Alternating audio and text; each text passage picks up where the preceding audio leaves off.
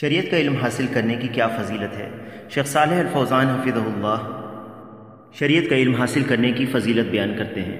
طلب العلم الشرعي ضروري للأمة وللأفراد، قد حث النبي صلى الله عليه وسلم على طلب العلم ورغب فيه، من ذلك قوله صلى الله عليه وسلم: من سلك طريقا يطلب فيه علما سلك الله به طريقا من طرق الجنة، وإن الملائكة لتضع أجنحتها لطالب العلم رضا بما يصنع، وإن العالم ليستغفر له من في السماوات ومن في الأرض والحيتان في جوف الماء، وإن فضل العالم على العابد كفضل القمر ليلة البدر على سائر الكواكب، وإن العلماء ورثة الأنبياء، وإن الأنبياء لم يورثوا دينارا ولا درهما وإنما ورثوا العلم، فمن أخذه أخذ بحظ وافر.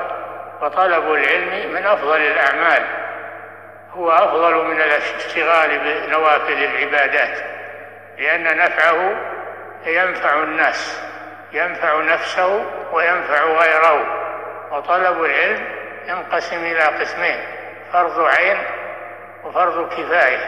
ففرض العين هو يجب على كل مسلم ومسلمة أن يتعلم أمور دينه من عقيدته وصلاته وزكاته وصيامه، هذا فرض عين على كل مسلم لا يسع أحدا جهله. والنوع الثاني فرض كفاية، إذا قام به من يكفي من طلبة العلم سقط الإثم عن الباقين وبقي في حقهم سنة. شیخ کہتے ہیں کہ شرعی علم کو حاصل کرنا امت اور افراد کے لیے ضروری ہے۔ نبی صلی اللہ علیہ وسلم نے طلب علم کی طرف رغبت دلائی ہے۔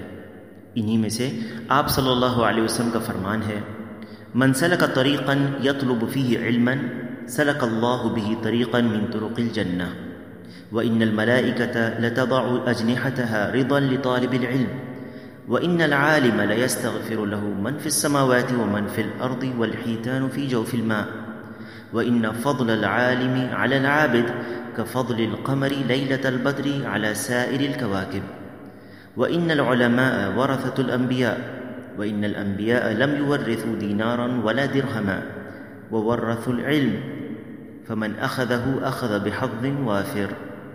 یعنی جو شخص علم حاصل کرنے کے لیے راستہ طے کرتا ہے، اللہ تعالیٰ اسے جنت کی راہ پر چلاتا ہے، اور فرشتے طالب علم سے رضامند ہو کر اپنے پروں کو بچھا دیتے ہیں، اور عالم کے لیے ہر وہ چیز جو آسمان و زمین میں ہے استغفار کرتی ہے، یہاں تک کہ جو مچھلیاں پانی میں ہیں۔ اور عالم کی فضیلت عابد پر ایسی ہے جیسے 14ویں رات کے چاند کی تمام ستاروں پر۔ اور علماء انبیاء کے وارث ہیں، اور نبیوں نے درہم اور دینار ورثے میں نہیں چھوڑے، بلکہ ان کی میراث علم ہے۔ تو جس نے اس علم کو حاصل کیا، اس نے میراث نبوت کا ایک وافر حصہ حاصل کر لیا۔ اسے ابو داؤد نے روایت کیا ہے۔ شیخ کہتے ہیں کہ شرعی علم حاصل کرنا افضل ترین عملوں میں سے ہے۔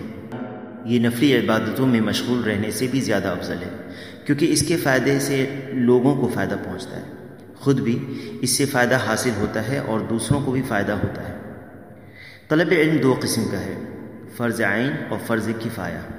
فرض عین وہ علم ہے جو واجب ہے ہر مسلمان مرد اور عورت پر کہ وہ اپنے دینی امور سیکھیں، اپنے عقیدے، اپنی نماز، اپنی زکوٰۃ، اپنے روزوں کے تعلق سے علم حاصل کریں۔ یہ فرض عین ہے ہر مسلمان پر، اور کسی کو ان چیزوں میں جاہل رہنے کی گنجائش باقی نہیں رہتی۔ دوسری قسم فرض کفایہ ہے۔